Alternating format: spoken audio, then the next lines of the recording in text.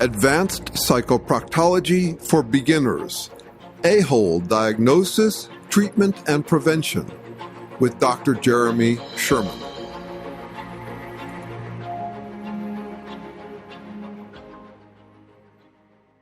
Welcome to our 5th class in Advanced Psychoproctology for Beginners.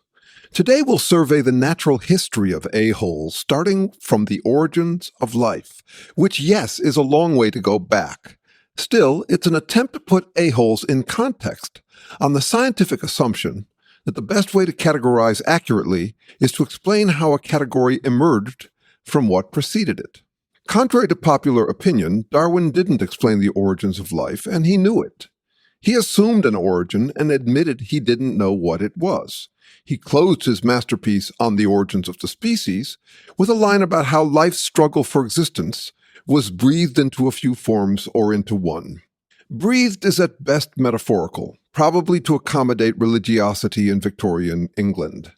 Only the living breathe, so that to say that life starts when it's breathed into a few forms is self-contradictory, like saying that the first life began when God, a prior living being, breathed life into matter. Other scientists of his day urged him to drop the other boot. He had made God unnecessary for explaining the variety of species. They thought he should go a step further to deny God's responsibility for life's origins. But no, Darwin was too rigorous a scientist to claim he had explained what he hadn't. Since Darwin, many scientists have been less disciplined about it. Though they admit that we don't have an explanation for the origins of life yet, it doesn't seem to bother them much that they haven't solved this most fundamental problem. Non-living things, molecules, galaxies, fried eggs, supercomputers, are passive, not proactive. They last as long as they last. But you struggle for your existence, and so do all organisms. Organisms try to stay alive. We make effort. The current hot theory for the origins of life is that RNA molecules started replicating by catalysis, a kind of chain reaction. Well, many types of molecules replicate by catalysis. Molecules in chain reactions aren't struggling for their own existence. Sure, we can imagine that they're trying, but then we can imagine anything as trying, a river trying to get to the sea, a rock trying to get to the ground. Such imagining makes for good poetry, but lousy science. Only living things struggle for their own existence. Struggling against what? Most fundamentally against the universal tendency for order to degenerate, things getting all mixed up and randomized. You see it everywhere. Segregations desegregating, milk dispersing into coffee, heat dissipating, ice melting, pressure evening out, sandcastles eroding. Remember the Wicked Witch of the West screeching, "I'm melting! I'm melting!" We organisms try not to melt. We've got our internal order to maintain. Our struggle for existence is most fundamentally a struggle to maintain that order against degeneration. Durable things degenerate slowly.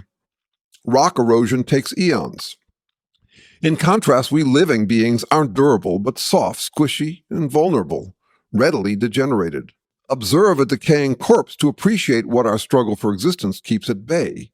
Since organisms are not durable, we have to do more than passively endure like rocks.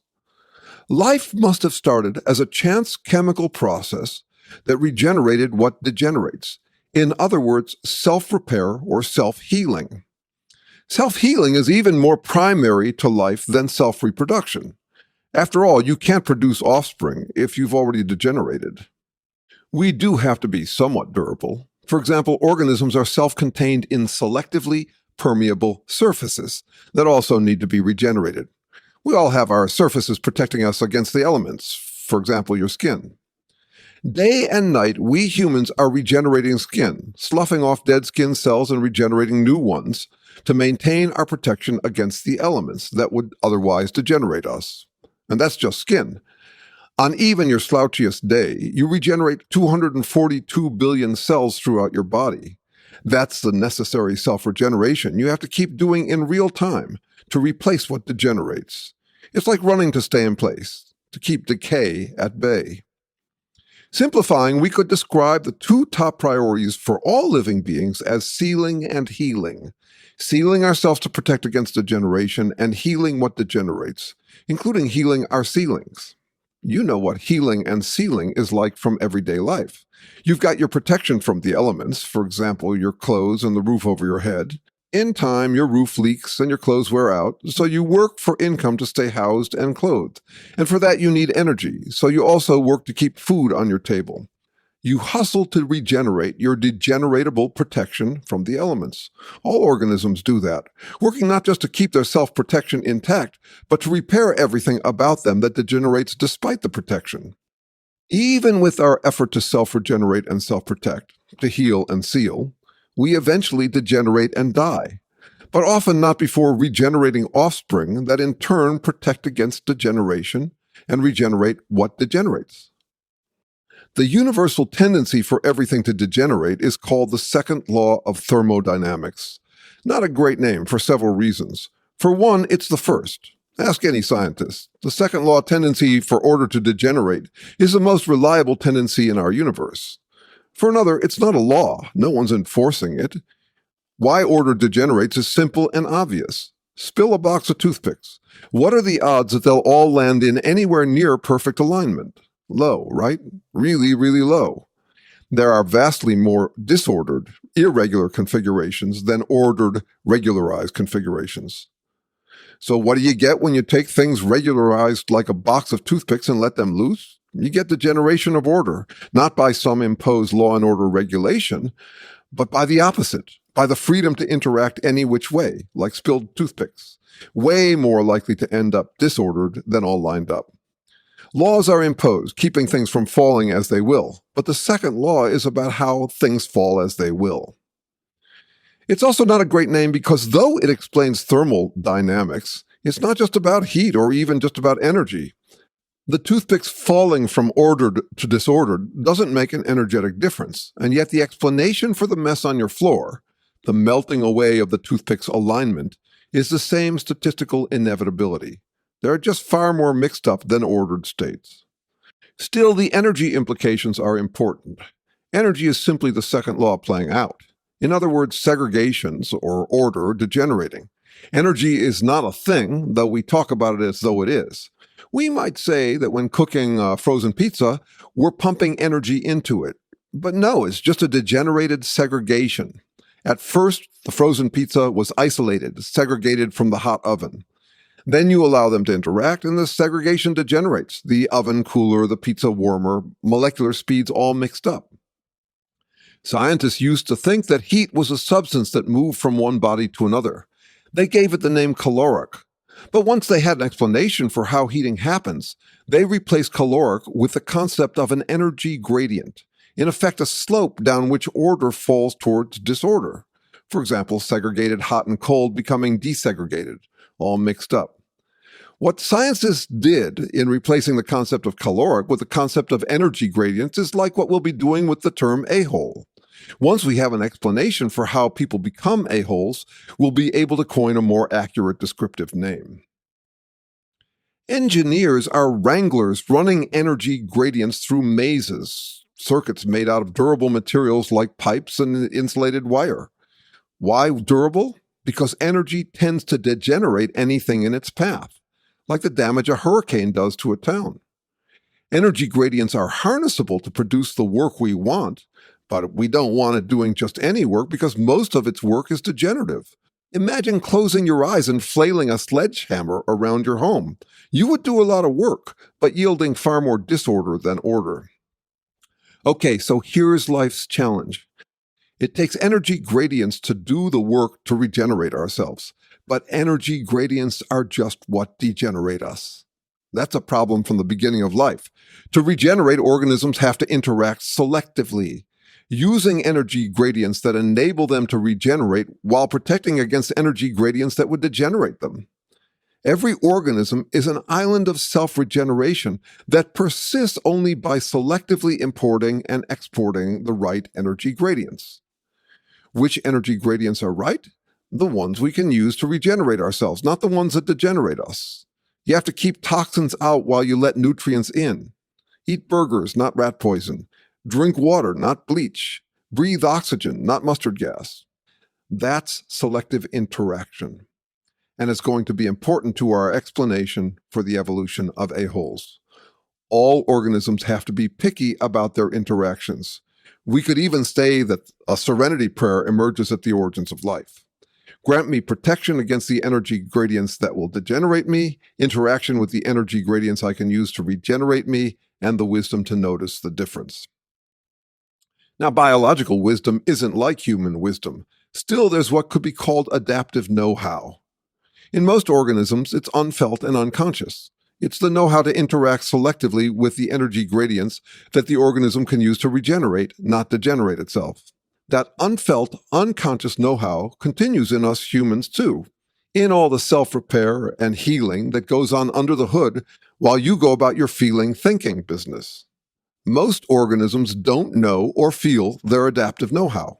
By weight, 99% of life, for example, all the single-cell organisms and plants, are as unaware of their struggle for existence as you are of your cell regeneration. By trial and error over natural history, organisms have accumulated know-how.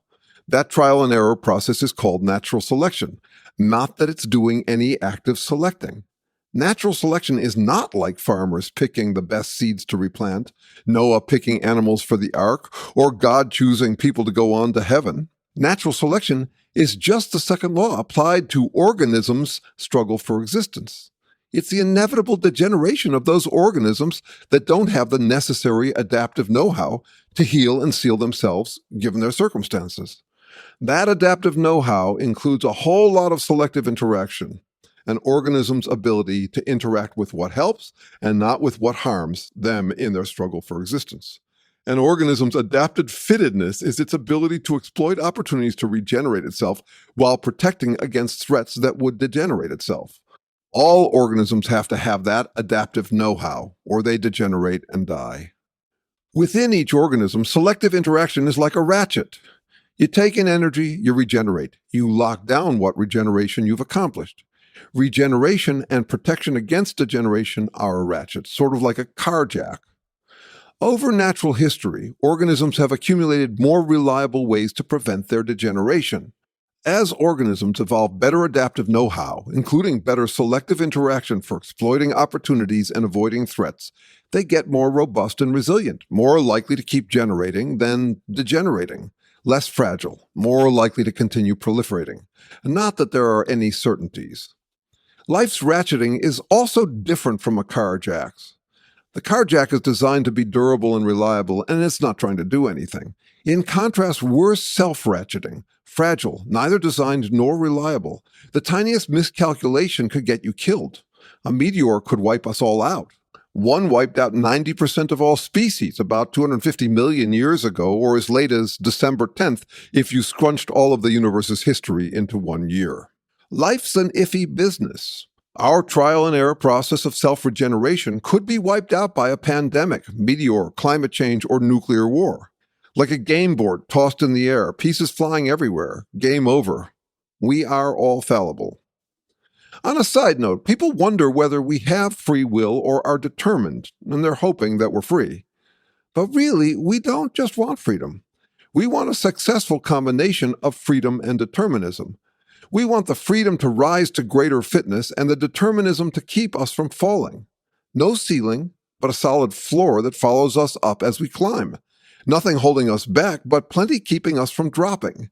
In other words, we want a heel and seal ratchet. Now, it may seem like I'm far adrift from aholes, but notice a parallel that I'll be getting to in a minute. To all of us, listening to anything that challenges us feels like drinking bleach. It degenerates our confidence. I won't say much here about my research team's explanation for how life's capacity to selectively interact emerged from chemistry. I wrote a book on it called Neither Ghost Nor Machine, The Emergence and Nature of Selves, and I have a YouTube channel by the same name for those who want to understand our bets about how life's selective interaction emerged at the origin. Still, the takeaway for psychoproctology is trial and error selective interaction. We're all at risk of dying. To prevent our deaths, we need to protect against degeneration and regenerate what degenerates, interacting with the energy gradients that help us regenerate while safeguarding against the energy gradients that would degenerate us. Now, most organisms are trying to stay alive, but they're not trying to adapt. By weight, only 1% of all organisms on Earth are animals, which do try to adapt. They're late to the party, evolving in the last 20% of life's history, or in early November if you scrunch the universe's history down to a year.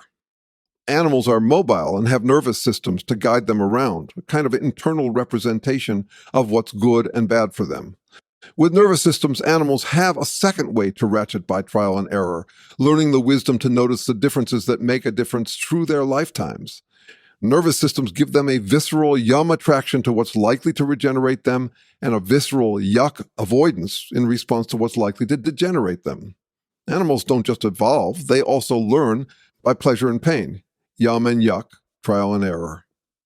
Of course, you do that too. You'd spit out bleach because it tastes bad, and you'd seek water, sugar, fat, and sex because they feel good and are likely to regenerate you.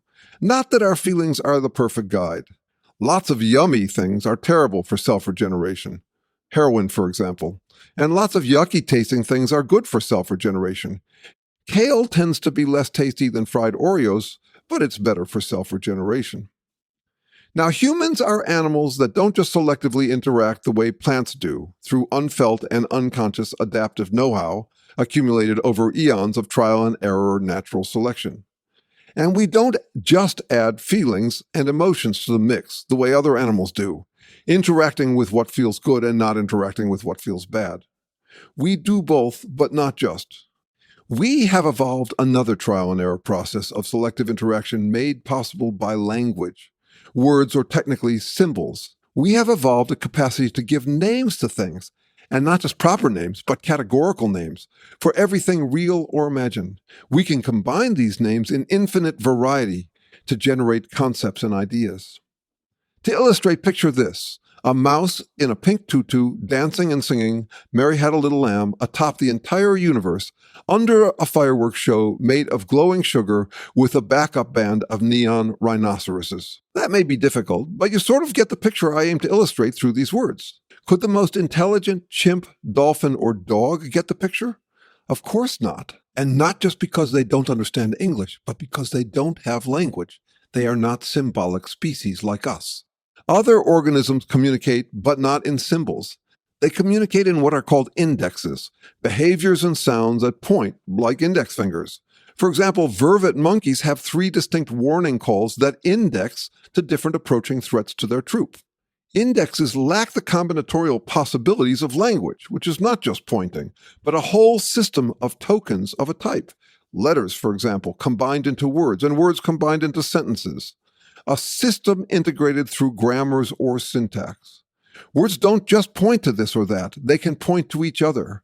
For example, my use of they in this very sentence. If we were sitting together and out of the blue you said hard, I wouldn't have any idea what you were saying. If instead you said it while pointing to the table, I'd understand you. This table is hard. Boring, but clear. Your index finger is like a physical pronoun, or rather, a pronoun is like a verbal index finger that can point not just to objects, but also to other words. In the next room over, you could say, that table is hard, without pointing. That's the power of syntax, the ability to combine words such that they point to each other, weaving networks of reference, words referring to relationships between things and their properties without the objects having to be present or even real. The mouse is dancing atop the universe. It's the relationship between these words, the grammar and the syntax, that makes it possible for things not present or even real to come to mind. Language gives us the human mind's eye. To learn a language, a child points at present things and by trial and error learns indexical associations. For example, the word ball for balls present in the room. But the child doesn't stop there. Language is more than a glossary of names corresponding to objects. By trial and error, the child learns to string words together for successful reference. Not perhaps with perfect grammar, but sentences that work well enough that the child gets what they need and want. Eventually, the child can pocket their index finger and extend communication beyond what's immediately present, referring to anything real or imagined. Humans are the only earthly species to have an unlimited mix and match vocabulary of sounds, or text, and syntax or grammar, by which to refer to infinite possibilities and relationships. This capacity has far-reaching implications for how we humans behave and adapt. Other organisms have no option but to stay grounded in the present, but humans have another option in our word-infested imaginations. It's both overwhelming and liberating. In some contexts, we're under practical pressures to refer with precision to what's real, for example, in science, medicine, and law. In other contexts, we're under practical pressures to be vague, evasive, and unrealistic, for example, when we're expressing wishful thinking or trying to encourage ourselves and others in difficult times. Language is only optionally grounded in reality. That makes for a huge difference between us and other organisms. They live in one world, we live in two. The real world and the wordy virtual world of our imaginations, which can become quite detached from reality. To survive, organisms have always had to be adaptive to the opportunities and threats in their real world. We have to do that too, but adapting under the influence of language, we have an escape hatch, a way to play hooky on that work. When life gets tough, we can close our eyes, visit the language-fueled virtual and conceptual realm, and become legends in our own minds. When we have trouble treading water, we can imagine ourselves so lofty that we can walk on it instead. Or at least that we're best friends on a name-dropping basis with someone who lived a long time ago and supposedly could walk on water. Animals don't pick their calls the way we choose our words. Emotions stir their call responses. Humans have a few remaining involuntary, emotion-driven calls, for example, crying, shrieking in terror, gasping in horror, sighing, laughing, moaning in pain, or during sex. We can fake these sounds, but at root they're involuntary. For example, a baby's cry or laugh. Involuntary indexical communication also finds its way into the emotional shadings of our tone of voice. That's called prosody, the musical pitch, volume, and rhythm carrier wave of speech. Language isn't a parallel independent processing system. Our concepts are blends of words and emotions. The music of our emotions and the lyrics of our concepts. There's a yuck and yum attraction and repulsion to different concepts. We like some concepts more than others. People tend to overlook what a radical difference language makes to humans. Though biologically we're just another mid-sized mammal, with language we're a wholly different beast. Language is what differentiates us. It makes possible our complicated cultures and technologies, and it makes us vastly more visionary and delusional than any other organisms. With language, humans open the floodgates to an unlimited range of ways of interpreting our circumstances. That can sound like a good thing, as though we get to be kids in a candy shop. And yes, it's often a lot of fun, but not always. It's also overwhelming, a real challenge to our powers of selective interaction. With every advance in communication technology, the flood of possibilities becomes still more overwhelming. The internet being the most recent and arguably the biggest floodgate opening of them all. Consider the possibilities an animal contends with, for example, the threats and opportunities to which a dog can respond. Contrast those with the possibilities that language exposes to us humans. All of the past and future, real and imaginary, near and far, hopes and fears that could come to mind. Contrast a dog falling asleep, mulling its possible cares and concerns, to you falling asleep, just feet away from a computer or cell phone on which you can access a vast universe of possibilities. All those threats and opportunities. As you nod off, you fear missing out, not noticing a threat or opportunity in time. We trudge and squint lifelong through a sandstorm of possibilities, many of them concepts that, if taken in, would degenerate our feelings of self-confidence. This squinting is critical. It's our selective interaction played out in the conceptual language realm, like a shutter that turns off the real world as we escape into the virtual world of our imaginations. Again, an organism's selective interaction evolved to let in the energy and resources they can use to regenerate themselves, running to stay in place, but to seal out the energy and resources that would degenerate them. We do that with language too, taking in the ideas that motivate us and sealing out the ideas that demotivate us. When the possibilities become too much, we shut our eyes and enter the realm where we edit reality for self-affirmation. That's called confirmation bias, and while it's a problem we all have to manage, aholes treat it as the solution to all of their problems. An a-hole can shut their eyes completely, declaring fake any possibilities that sting. Animals try to skirt what hurts. They try to maintain their bubble of comfort, protecting themselves from the elements. Exposed to the elements as they are, they may seem more at risk of degeneration. Naked, outdoors, all day and night, parasites and predators near, many animals live their short lives on alert for present danger. We humans have less of that problem. Our technology feathers and insulates our comfort zones. But with language, we're alert to far more dangers than any other animals. Animals are alert to present dangers. Language alerts us humans to absent and imaginary dangers. With language, we can signify anything, present or non-present, real or imagined, confirming concepts or worrying ones. We can relive past dangers and anticipate future dangers. The language-fueled realm of concepts is overwhelming. We manage it through virtual selective interaction. Selective interaction in the human language-fueled conceptual realm is like being a customs manager at the universe's busiest spaceport while on a massive dose of some hallucinogen, like LSD. Which possibilities to allow to enter? It's like being a corrupt customs manager, too, because we tend to let through the friendly ideas that make us feel better, not the unfriendly ideas that make us feel worse. In a pinch, we'll let through an imaginary concept we like over a realistic concept we don't like. We'd rather an encouraging, likable story than a discouraging, likely one. We'd rather be spin doctors than scientific doctors. In Kafka's famous novel Metamorphosis, Gregor Samsa wakes up one morning to discover that he had been turned into a beetle overnight.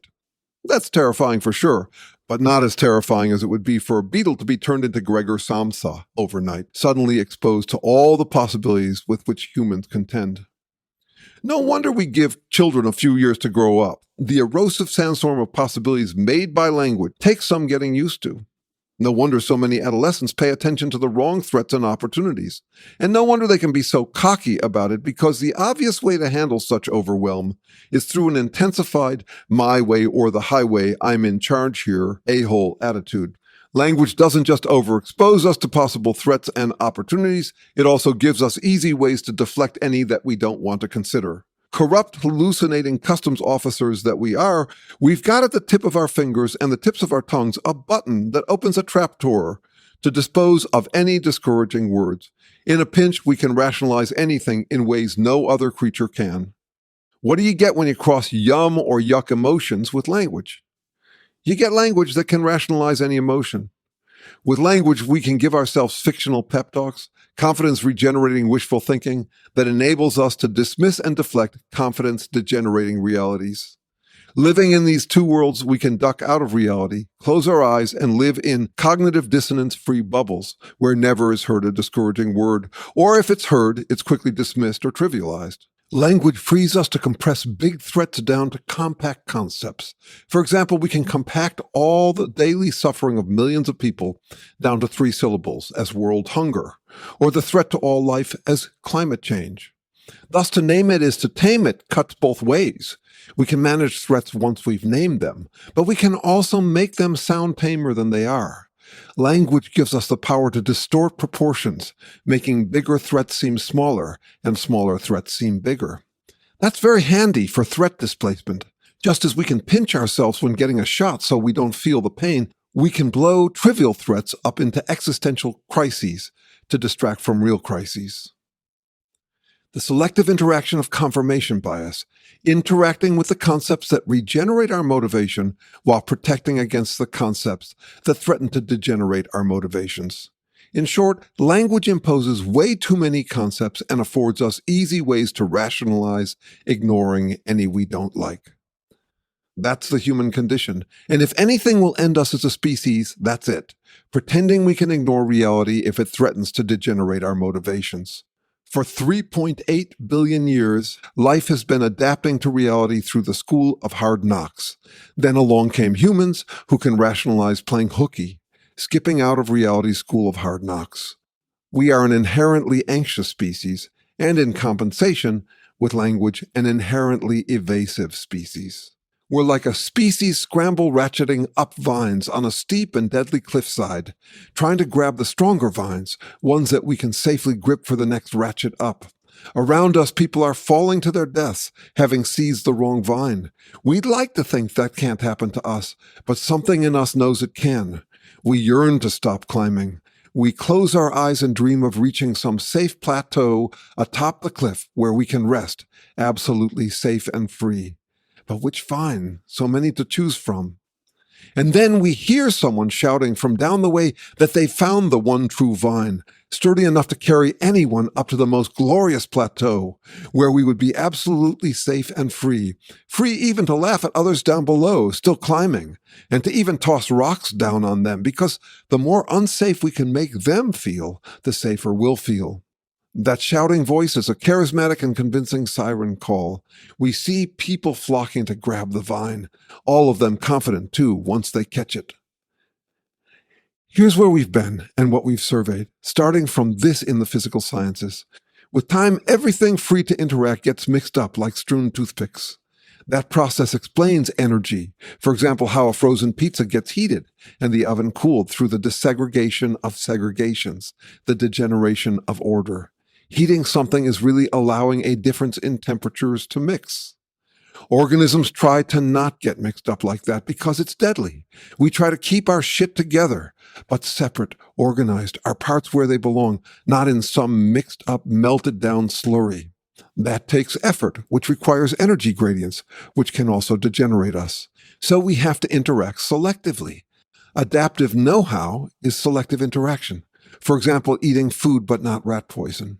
Selective interaction explains why we ratchet, trying to grow and proliferate, not die and dissipate. As a side note, it explains why we don't just want free will over determinism. We want a ratchet, freedom to rise, determinism to keep us from falling. Not that we're afforded the luxury of a reliable ratchet. All organisms are guesses about how to interact selectively.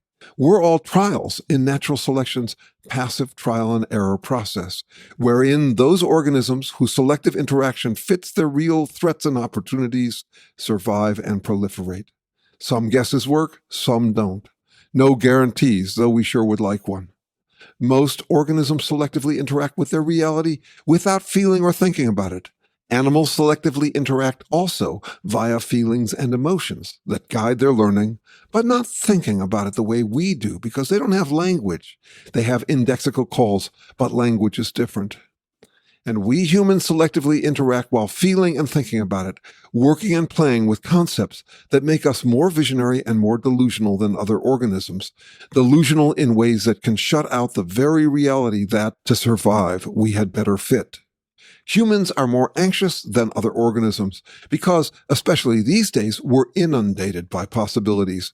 We're squinting our way through a sandstorm of erosive threats and missable opportunities, some of it alluring mind candy, others terrifying, some realistic, others pure fantasy.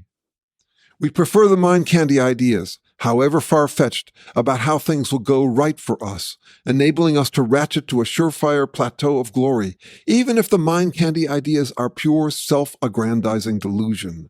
Such ideas might appeal to any of us. Who among us would pass up such security and freedom, a surefire, heel-and-seal ratchet path to glory? Who can resist all temptation to pretend that they're infallible and invincible, in a word, to play God above it all? Confirmation bias, the tendency to ignore the concepts that disappoint us and embrace the concepts that affirm us, is a human, language-fueled, selective interaction tendency that makes us easily detached from the reality we must fit to survive.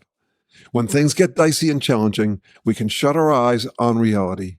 We can dissociate, selectively interacting by self-rationalization. We all cower or cozy up a bit through confirmation bias. We all filter, selectively interacting, preferring affirming ideas over threatening ones. But a-holes go all in on confirmation bias. Their selective interaction within the conceptual realm knows no bounds. While confirmation bias is a problem that we all have to manage, a-holes exploit confirmation bias as the answer to all of their problems. Absolute, virtual, language-driven, selective interaction with everything that motivates them and nothing that demotivates them. Being an a-hole is granting oneself unlimited self-affirmation with no risk of disaffirmation.